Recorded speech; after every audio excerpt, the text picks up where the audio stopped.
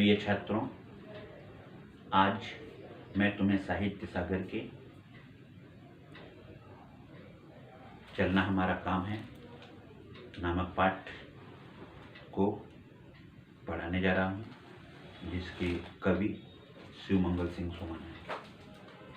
शिवमंगल सिंह सुमन का जन्म 15 अगस्त सन 1915 ईस्वी को बसंत पंचमी के दिन उत्तर प्रदेश के उन्नाव जिले के झमरपुर नामक गांव में हुआ था।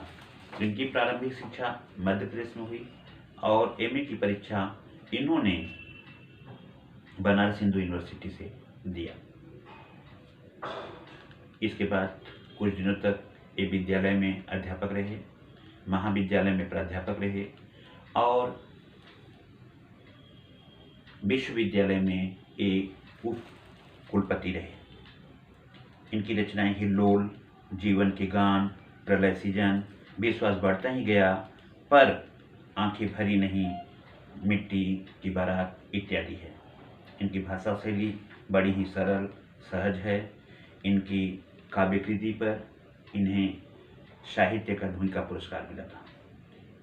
कविता चलना हमारा काम है में कवि का कथन है कि व्यक्ति को अपने मंजिल को प्राप्त करने के लिए अपने जीवन पथ पर सदैव चलना चाहिए। कविता की पंक्तियां मैं पढ़ रहा हूँ, ध्यान से सुनो। गति प्रबल पैरों में भरी, फिर क्यों रहूं दर दर खड़ा, जब आज मेरे सामने है रास्ता इतना पड़ा। जब तक न मंजिल पा सकूं तब तक मुझे न विराम है, चलना हमारा काम है। प्रस्तुत कविता में कवि ने जीवन में गतिशील होने की बात को कहा है। कवि का कथन है कि जब भगवान ने हमारे पैरों में प्रबल शक्ति दी है तो हम दर दर खड़े होकर के अपने समय को व्यर्थ क्यों बिताएं। हमें जीवन में सदैव गतिशील रहना है, क्योंकि गतिशीलता ही जीवन है। अभी हमारा रास्ता दूर है, दूर रास्ते पर मेरा मंजिल है। मंजिल को प्राप्त करने के लिए हमें सदैव चलना पड़ेगा। इसलिए हम तब तक न रुकें जब तक हमें अपनी मंजिल न प्राप्त हो जाए। सुमन जी की कविता की दूसरे काव्यांश की तरफ बढ़ते हैं। कुछ कह लिया, कुछ सुन लिया, कुछ बोझ अपना बट गया, अच्छा हुआ तुम मिल गई, कुछ रास्ता ही कट गया। क्या राह में परिचय कहूँ, राही हमारा नाम है, चलना हमारा काम है। प्रस्तुत में कवि निरंतर अपने जीवन पथ पर अग्रसर होने की प्रेरणा देते हुए कहता है कि हमें निरंतर आगे बढ़ते रहना चाहिए।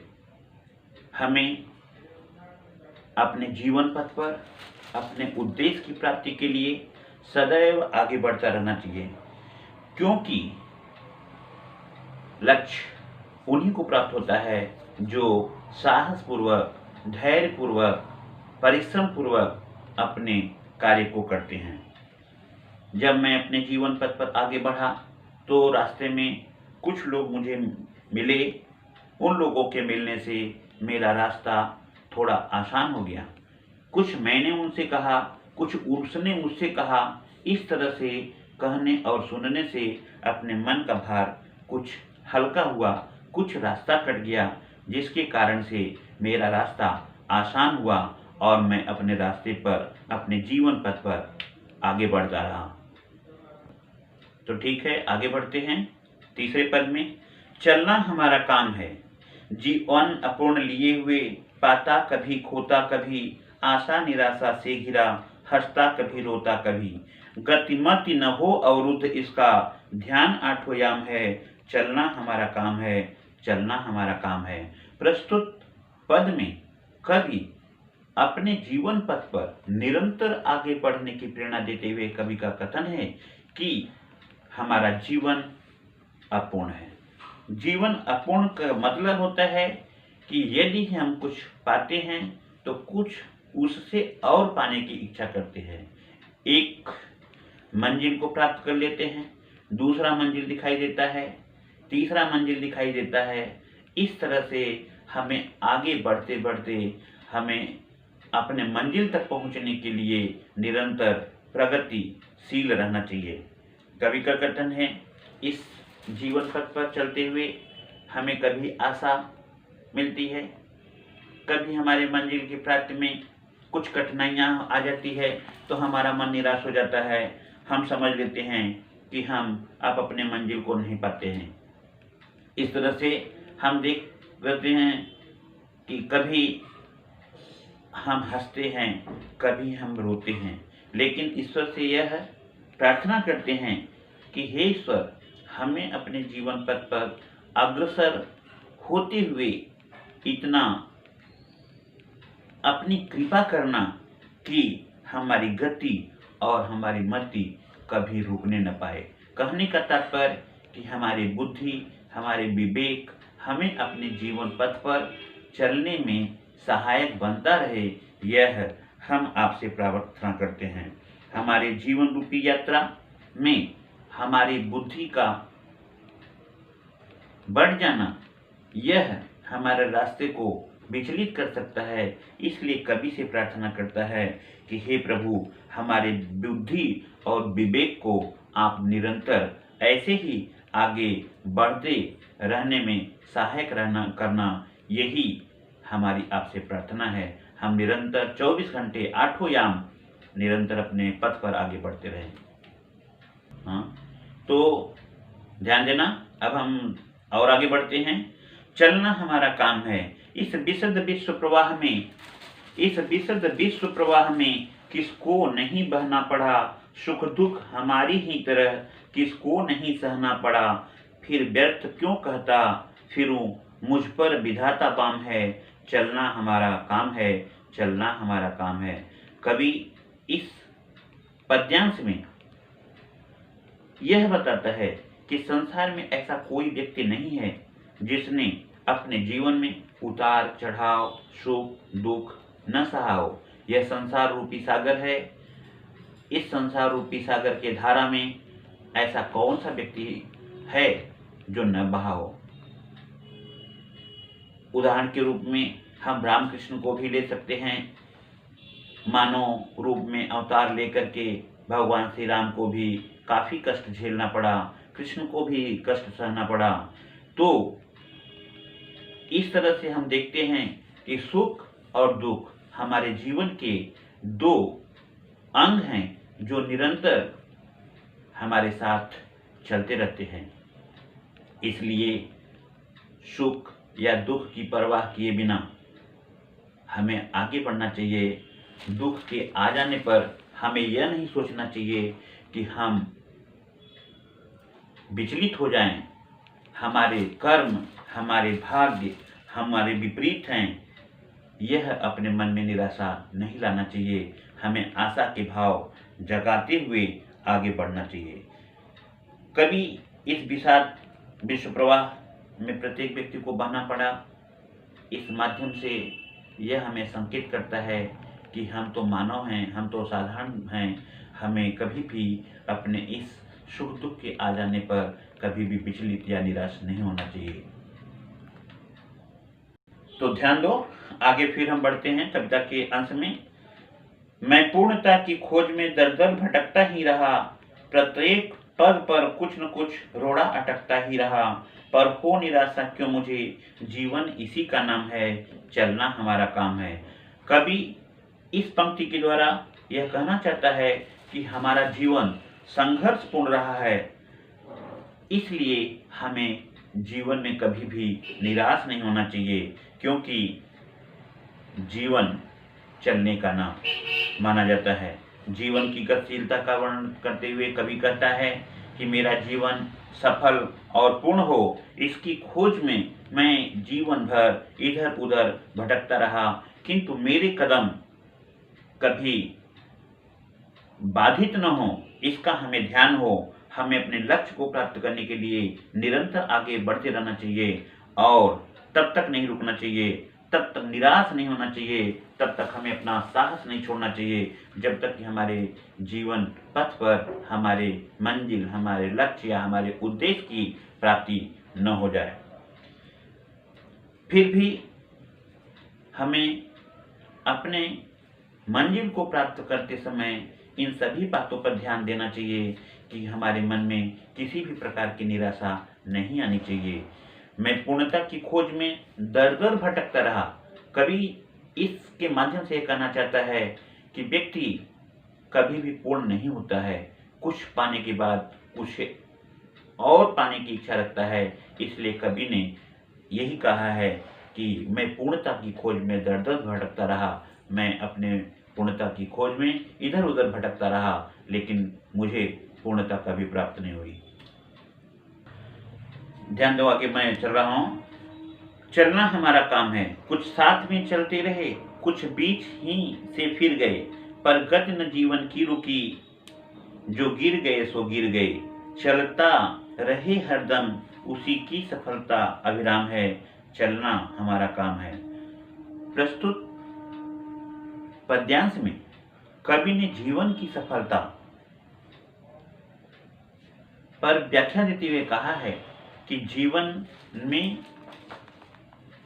सफलता सबको नहीं मिलती है।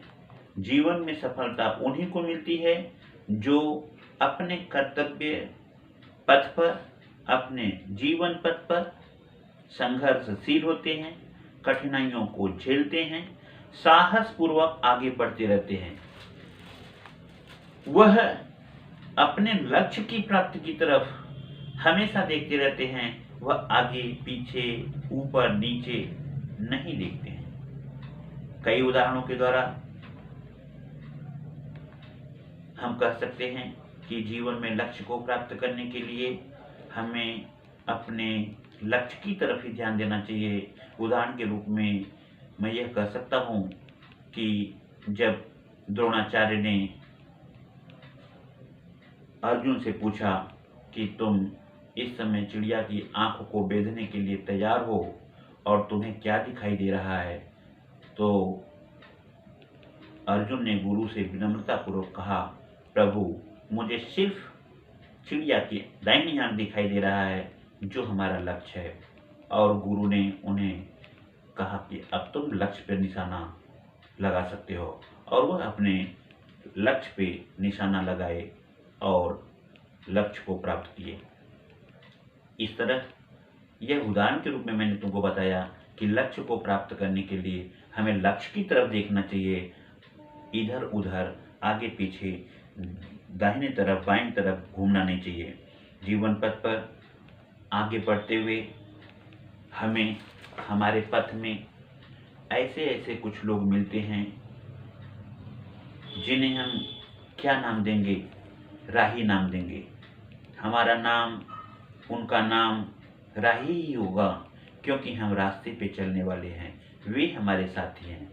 लेकिन कुछ ऐसे साथी होते हैं जो कठिनाइयों को देखकर, कठिनाइयों को समझकर, कठिनाइयों को सुनकर वे अपने मार्ग से विचलित हो जाते हैं, रुक जाते हैं। ऐसे लोगों को जीवन में सफलता कभी नहीं मिलती है। लेकिन कुछ ऐसे लोग होते हैं जो जीवन पथ पर चलते हुए अपने लक्ष्य को प्राप्त करने के लिए सदैव संघर्षरत रहते हैं, कठिनाइयों को झेलते हैं।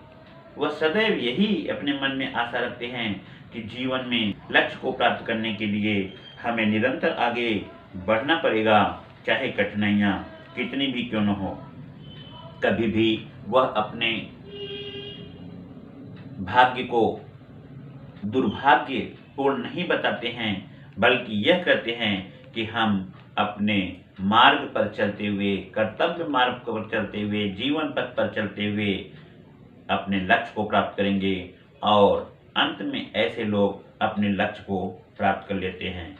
इस विषय में कवि का विचार है कि सफलता उन्हीं को मिलती है जो कठिनाइयां को सहते हुए दृढ़ विश्वास से अपने जीवन पथ पर आगे चलते हैं।